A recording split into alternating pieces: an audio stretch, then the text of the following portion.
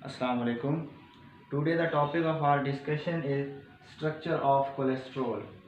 तो आज के टॉपिक में हमने कोलेस्ट्रॉल के स्ट्रक्चर के बारे में डिस्कस करना है। कोलेस्ट्रॉल बेसिकली स्टीरॉयड्स और हाइड्रोकार्बन चेन के कॉम्बिनेशन से बनता है। तो सबसे पहले हमें पता होना चाहिए कि स्टीरॉयड क्या है। तो स्टीरॉयड न्यूक्लियस जो है जिन कंपाउंड के अंदर होता है वो स्टीरॉयड्स कहलाते हैं। तो स्टीरॉयड न्यूक्लियस किस पर मुश्तमिल होता है? 4 हाइड्रोकार्बन चेन पर। स्टीरॉयड न्यूक्लियस 4 हाइड्रोकार्बन चेन पर मुश्तमिल होता है। उसमें से 3 हाइड्रोकार्बन चेन जो होती हैं वो 6 कार्बन होती हैं और जो चौथी हाइड्रोकार्बन चेन है वो 5 कार्बन होती है। तो स्टीरॉयड न्यूक्लियस में 4 हाइड्रोकार्बन चेन आ गई, उसमें से 3 हाइड्रोकार्बन चेन जो हैं वो 6 रिंग्ड होती हैं और जो चौथी हाइड्रोकार्बन चेन है वो 5 कार्बन पर मुश्तमिल होती है, 5 रिंग्ड होती है।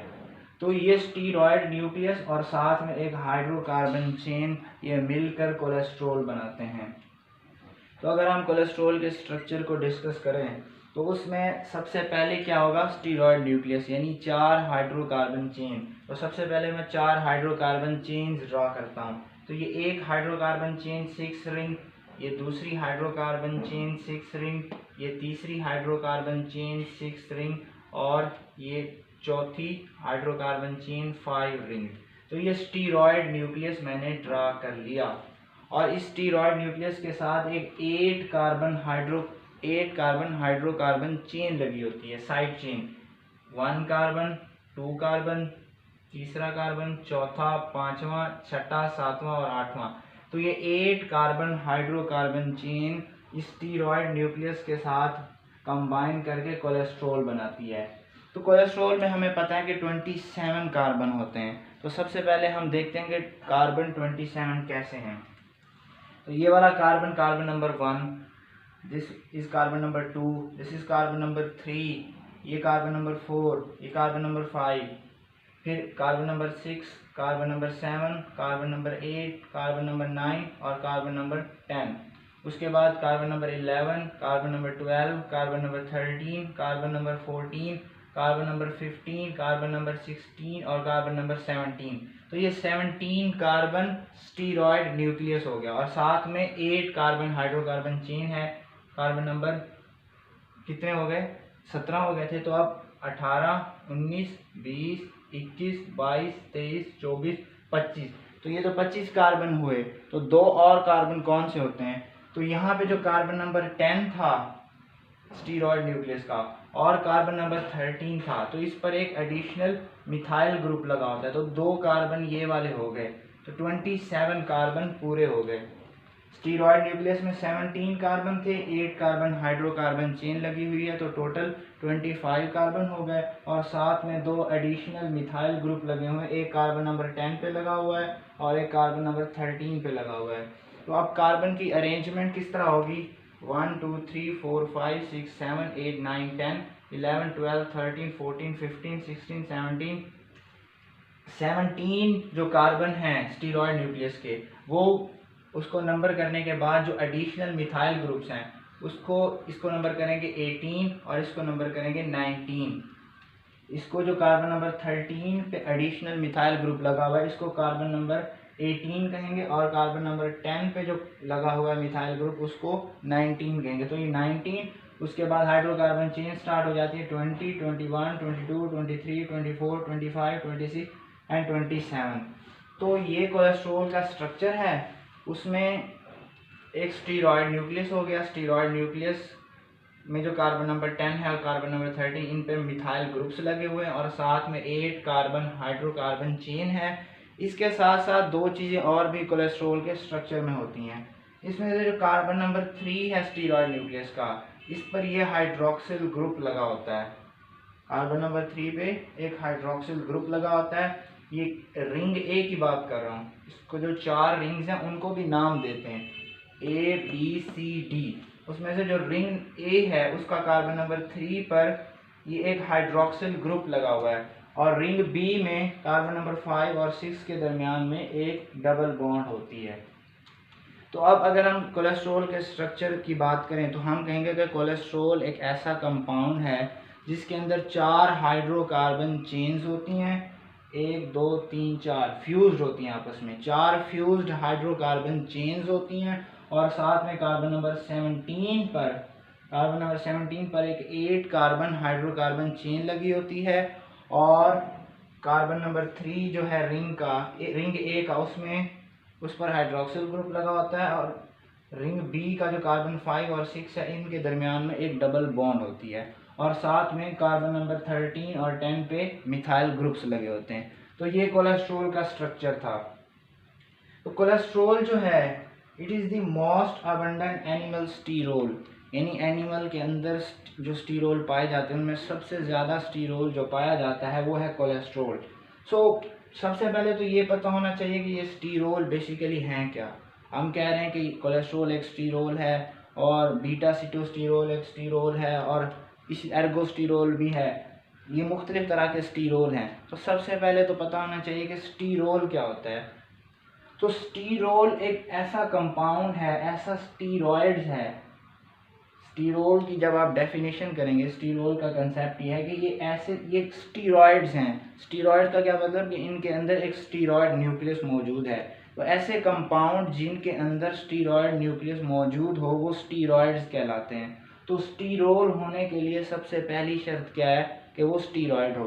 दूसरी शर्त ये है कि उसमें से जो कार्बन नंबर 17 है रिंग का, स्टीरॉयड न्यूक्लियस आ गया ना। हम कह रहे हैं कि स्टीरोल होने के लिए पहली शर्त क्या है, स्टीरॉयड होना। और स्टीरॉयड कौन से होते हैं, जिनमें स्टीरॉयड न्यूक्लियस हो। स्टीरॉयड न्यूक्लियस में कार्बन नंबर 17 होता है। तो पहली शर्त तो हो गई कि स्टीरॉयड न्यूक्लियस हो। दूसरी शर्त ये हो गई कि कार्बन नंबर 17 पर एक साइड चेन लगी हो, और साइड चेन भी वो हो जिसमें 8 से 10 कार्बन हो। अगर 8 से कम कार्बन एटम की चेन है तो वो स्टीरोल नहीं होगी। स्टीरोल होने के लिए ज़रूरी है कि स्टीरॉयड न्यूक्लियस हो और उसमें कार्बन नंबर 17 पर ऐसी साइड चेन लगी हो जिसमें 8 to 10 कार्बन एटम हो। ये दूसरी शर्त होगी। और तीसरी शर्त ये है कि इसमें से जो रिंग ए का कार्बन नंबर 3 है उस पर एक हाइड्रोक्सिल ग्रुप लगा हुआ हो। तो अगर हमने कोई भी स्टीरोल बनाना है, कि हम किसी कंपाउंड को लेबल करना चाहते हैं कि ये स्टीरोल है, तो हमने उसके अंदर 3 चीज़ें देखनी है। अगर वो 3 चीज़ें उसके अंदर पाई जाएँ तो वो स्टीरोल होगा, और अगर 3 चीज़ें उसके अंदर नहीं पाई जाती तो वो स्टीरोल नहीं होगा। तो पहली चीज़ तो ये है कि उसके अंदर स्टीरॉयड न्यूक्लियस हो। जैसा कि कोलेस्ट्रॉल में सबसे पहले स्टीरॉयड न्यूक्लियस आ गया, तो पहली शर्त पूरी हो गई।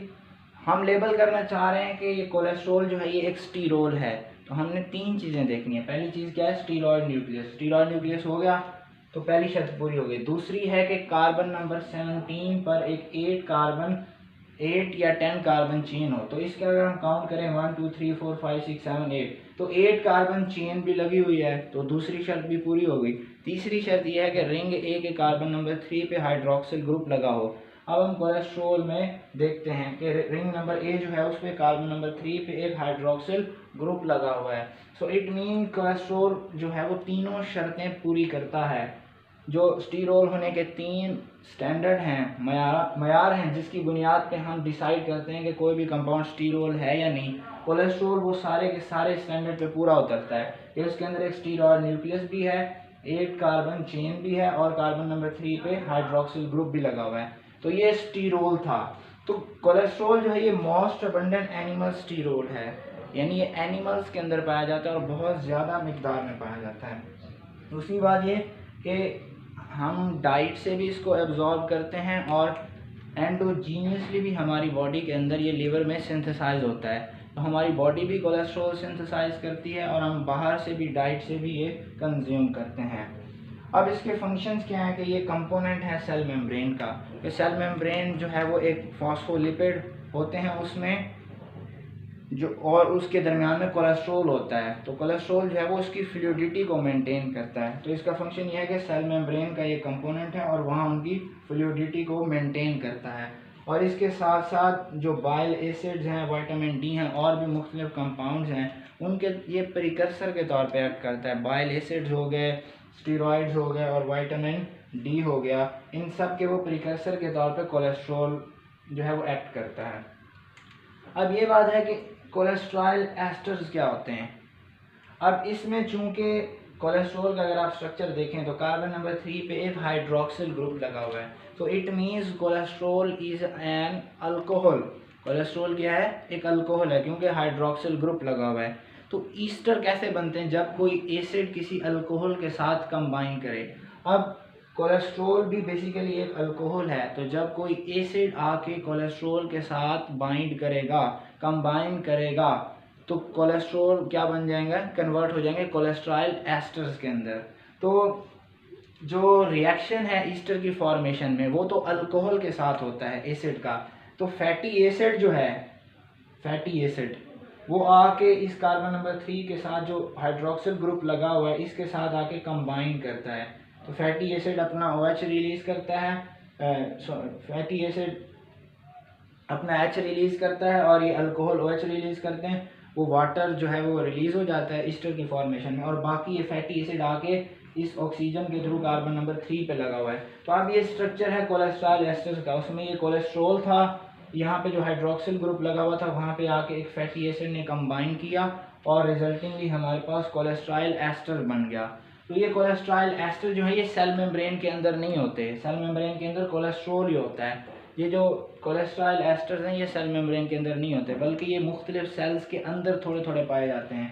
अब एक बात हम याद रखें कि कोलेस्ट्रॉल जो है ये बेसिकली हाइड्रोफोबिक कंपाउंड है, ये हाइड्रोफोबिक कंपाउंड है। तो हाइड्रोफोबिक मीन्स वाटर के अंदर ये सोल्यूबल नहीं होगा, और जब वाटर के अंदर सोल्यूबल नहीं होगा तो फिर ये ब्लड के अंदर ट्रांसपोर्ट भी नहीं होगा। सो इसको कोई कैरियर चाहिए। तो पहली बात ये कि ये हाइड्रोफोबिक है। फैटी एसिड जो है ये भी हाइड्रोफोबिक है। तो जब फैटी एसिड आके कोलेस्ट्रॉल के साथ बाइंड करता है, एक तो वो पहले हाइड्रोफोबिक था, एक और हाइड्रोफोबिक कंपाउंड आके बाइंड किया तो वो मज़ीद हाइड्रोफोबिक हो जाता है। तो कोलेस्ट्रॉल एस्टर्स जो हैं वो कोलेस्ट्रॉल के मुकाबले में ज़्यादा हाइड्रोफोबिक होते हैं। तो जब हाइड्रोफोबिक हैं ये वाटर के अंदर सोल्यूबल नहीं होंगे, और जब वाटर के अंदर सोल्यूबल नहीं होंगे ब्लड के अंदर ट्रांसपोर्ट नहीं होंगे, सो इनको कोई कैरियर चाहिए। तो वो कैरियर क्या है? वो है लिपोप्रोटीन। ये लिपोप्रोटीन के कंपोनेंट के तौर पे ट्रांसपोर्ट होते हैं, और बाइल के अंदर बाइल एसिड्स के, बाइल साल्ट्स के कंपोनेंट के तौर पे ट्रांसपोर्ट होते हैं। तो मुख्तलिफ जगह पर इनको ट्रांसपोर्ट करने के लिए कोई ना कोई कैरियर चाहिए, क्योंकि ये हाइड्रोफोबिक हैं। सो दिस अभी तक हमने क्या डिस्कस किया? Structure of cholesterol. उसमें हमने कहा कि ये 4 फ्यूज हाइड्रोकार्बन चेन्स पर मुश्तमिल है। 8 कार्बन हाइड्रोकार्बन चेन लगी हुई है। कार्बन नंबर 3 पे हाइड्रोक्सिल ग्रुप है। कार्बन नंबर 5 और 6 के दरमियान डबल बॉन्ड है। कार्बन नंबर 13 और 19 पे मिथाइल ग्रुप है। तो ये कोलेस्ट्रॉल का स्ट्रक्चर था। फिर हमने कहा कि ये मोस्ट अबंडेंट एनिमल स्टीरोल है। तो सवाल पैदा हो गया स्टीरोल क्या है? तो स्टीरोल किसी भी कंपाउंड को लेबल करने के लिए हमने उस 3 शर्तें बनाई कि अगर ये 3 शर्तें कोई कंपाउंड पूरी करता है तो वो स्टीरोल है। पहली बात, उसके अंदर स्टीरॉयड न्यूक्लियस हो, जैसा कि कोलेस्ट्रॉल में है। दूसरा, उसके अंदर कार्बन नंबर 17 पर एक ऐसी हाइड्रोकार्बन चेन लगी हुई हो जो कि 8 to 10 कार्बन हो, तो वो शर्त भी ये पूरी करता है। तीसरा ये कि उसमें रिंग ए जो है स्टीरॉयड न्यूक्लियस का, उसके कार्बन नंबर 3 पे हाइड्रोक्सिल ग्रुप लगा हो, जैसे इसका लगा हुआ है। तो कोलेस्ट्रॉल तीनों शर्तें पूरी करता है, तो ये स्टीरोल हो गया। उसके बाद हमने कहा कि ये एब्जॉर्ब भी करते हैं हम डाइट से, और ये लीवर के अंदर एंडोजीनियसली हमारी बॉडी के अंदर सिंथेसाइज भी होता है। इसके फंक्शन हमने डिस्कस किए कि ये सेल मेम्ब्रेन का कंपोनेंट है, मैं वहाँ पर उनकी फ्लूइडिटी को मेंटेन करता है। बहुत से इंपॉर्टेंट कंपाउंड जैसा कि bile acids, vitamin D and steroids का प्रिकर्सर है। Cholesterol esters as the name indicates, cholesterol एक अल्कोहल है, तो किसी एसिड के साथ मिलेंगे तो एस्टर बनेंगे। तो फैटी एसिड जो है वो इस कार्बन नंबर 3 पे जो हाइड्रोक्सिल ग्रुप लगा इसके साथ कंबाइन करता है और फिर अल्कोहल के साथ जुड़ जाता है, तो ये रिजल्टिंग कंपाउंड कोलेस्ट्रॉल एस्टर बन गया। अब फैटी एसिड भी हाइड्रोफोबिक था, ये भी हाइड्रोफोबिक, जब ये कंबाइन हुआ तो ये मज़ीद हाइड्रोफोबिक हो गए। कोलेस्ट्रॉल एस्टर सेल मेम्ब्रेन के अंदर नहीं पाए जाते, बल्कि सेल के अंदर थोड़े थोड़े होते हैं, और इन चूँकि हाइड्रोफोबिक हैं ब्लड के अंदर ट्रांसपोर्ट नहीं हो सकते, तो इनको कोई कैरियर चाहिए, और वो कैरियर क्या होता है? Lipoprotein. So this was all about the structure of cholesterol. Thank you.